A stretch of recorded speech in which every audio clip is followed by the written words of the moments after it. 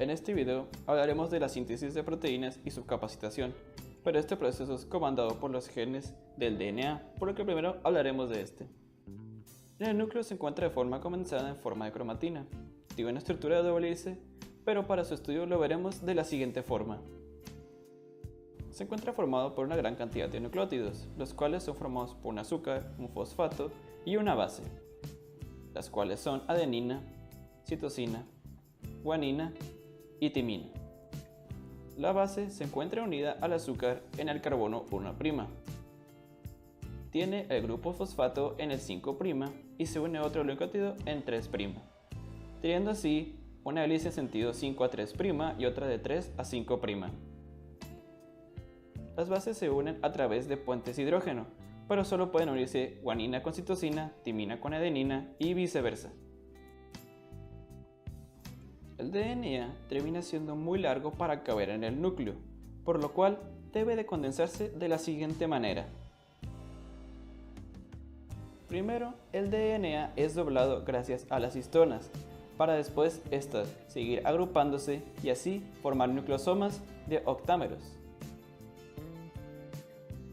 Este sigue compactándose hasta formar una cromatina y así después formar un cromosoma.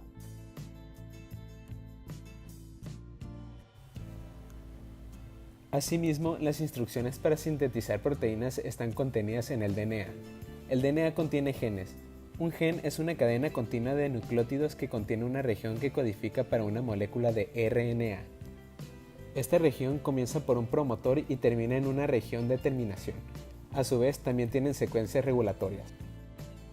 En este caso, el RNA codificado es utilizado para sintetizar una proteína mediante un proceso denominado expresión genética. Ahora, sabiendo lo anterior, es momento de hablar cómo el ARN sintetiza al ADN.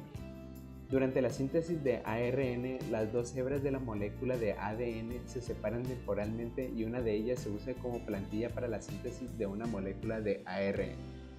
Los tripletes del código del ADN provocan la formación de tripletes con un código complementario en el ARN. A su vez, estos codones controlarán la secuencia de aminoácidos en una proteína que se va a sintetizar en el citoplasma celular. Los bloques de ADN forman los nucleótidos de ARN, siendo estas bases adenina, guanina, citosina y uracilo, solo que en el uracilo en el ARN reemplaza a la timina del ADN.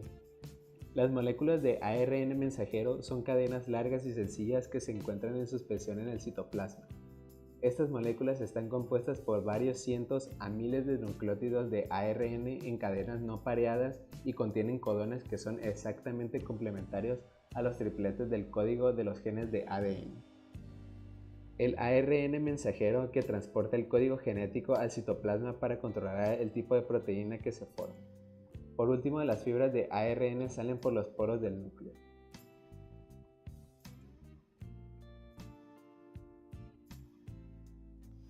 Una vez fuera del núcleo, el ARN mensajero está totalmente preparado para ir hacia el ribosoma e iniciar el proceso de traducción. Sin embargo, antes de salir por el núcleo, el ARN mensajero deberá sufrir algunas modificaciones.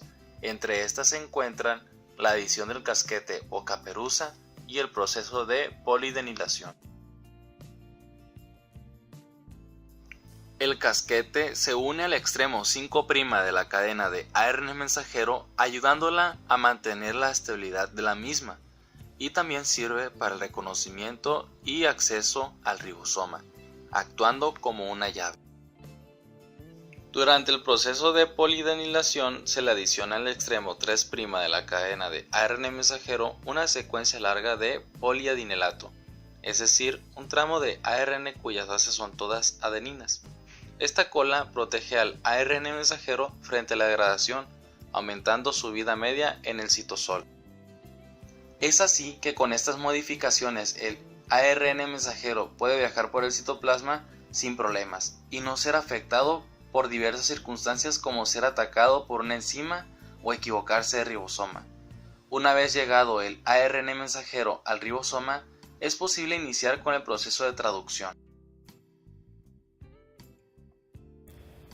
Los ribosomas son orgánulos encargados de traducir la información genética y del ARN mensajero. La traducción comienza con la llegada del triplete iniciador del ARN mensajero en el ribosoma.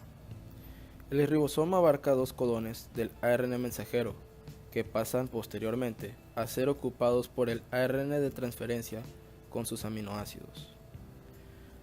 Una enzima catalizadora del ribosoma interviene en el enlace de los aminoácidos.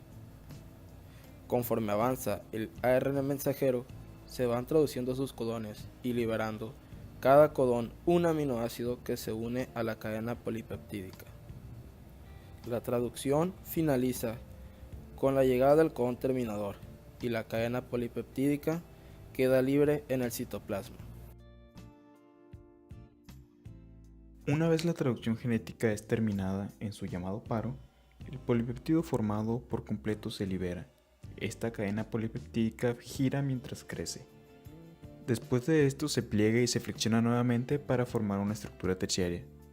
Durante la formación y repliegue de estas proteínas puede haber anormalidades, tales como la adición de complejos tóxicos que forman con el polipeptido terminado.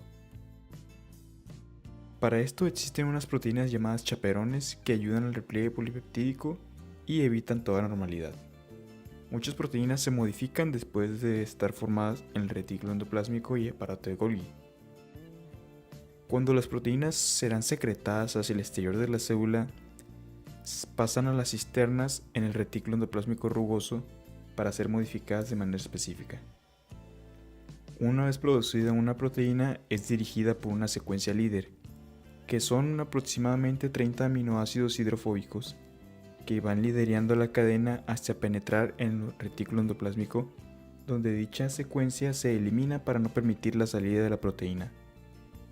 Después de esta visita, las proteínas son transportadas al aparato de Golgi, donde se le puede añadir carbohidratos y formar glucoproteínas, se pueden separar de acuerdo a su función y se empaquetan para su posterior envío fuera de la célula.